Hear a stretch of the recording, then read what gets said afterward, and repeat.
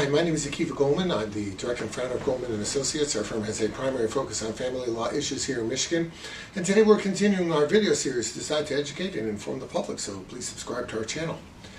Today we're going to talk about a very interesting, very real dilemma that faces a lot of people. And it's really, I suppose, can be boiled down to the expression, should I stay or should I go? I think there's a song that has that as a popular mantra throughout the song, to stay or to go. Now, in most situations, that is not a difficult thing to come across. In other words, if people feel horrible about their relationship, then obviously they should go. If they think it's workable, then they should stay. But sometimes there's practicalities of life that get in the way. So, for example, somebody may reach out and say, I really want to go.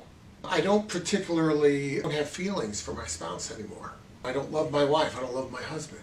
However, if I go, I'm not sure how I'm going to make it. He hasn't held a job in any successful, reliable, reasonable way, which means my support will be iffy at best. I'm not going to be able to manage with the kids. How will I live? How will I pay my rent? We, been living together. We don't have much in the way of savings. We kind of live check to check. We barely hold it together for the group of us when we split that group into two households. And then, now we're in the holiday season, right? Because it's November. So you've got, the holiday season, things come up like that. There's people get together. There's a lot of big meals together, a lot of festive things that cost a lot of money. Those extras are going to tip the balance if people are living check to check. Now go divide that into two households. How's this person supposed to function? So many times somebody will say, I really want to go, but I have all these financial concerns. I have all these problems. I don't know how I'm going to do that. Well, and then the question is, should we leave or should we stay? So here's the thing. I will answer it this way. First of all, let me start out by saying a little bit of a disclaimer. Lawyers are not involved in the decision of to go or to stay. We get involved once you decide to go, okay? And we do all the paperwork, we do all the court appearances, we file all the briefs, we make all the arguments. We do the legal end once a person decides to stay. The primary question of to stay or to go, that's a different story altogether. Like I meant to say, we do all the things once the person decides not to stay. But beyond that, the question is, in this dilemma, in this very real life challenge, somebody calls you up and says, look, I know you're an attorney, but what do I do? And let's bear in mind one thing. It's not only a question of how do I afford the divorce, which is an issue in and of itself, but what a person like this is really asking is, how do I afford to get a divorce, and how do I afford to be divorced? Both of those are very difficult questions to answer. I would say this. In all of these things, really the true essence of the relationship has to govern the activities of the parties.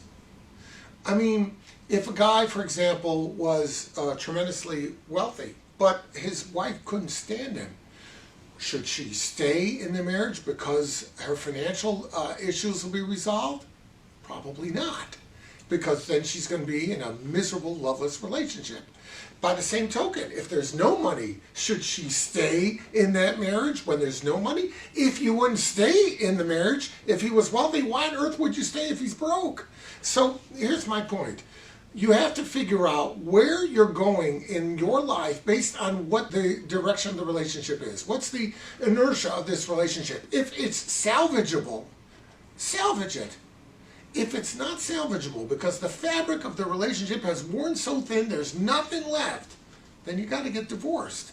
How am I going to do it? If you start doing your own analysis by first figuring out how each piece will come into place, you will never do it. You cannot do that. Those are details. You'll work on the details later. First, you have to decide the what. Now, the what is, I'm getting a divorce. That's my what. How I'm going to end up living afterward, we'll see. There'll be a combination of some support. There'll be a combination of some marital assets that you might get your piece of. Maybe some alimony, maybe other things. I don't really know, but I will tell you this. Of all the people that get divorced, and it's about 50%, maybe more, the vast majority of them have no idea how they're going to actually pay bills down the road. But you know what they know? They know that they're not going to sacrifice their happiness anymore. That they know for sure. And if you know that for sure, I would say get your divorce. Worry about the other things. They are important details, but they will fall into place. If you have any questions about that, reach out, and we'll be glad to help you out.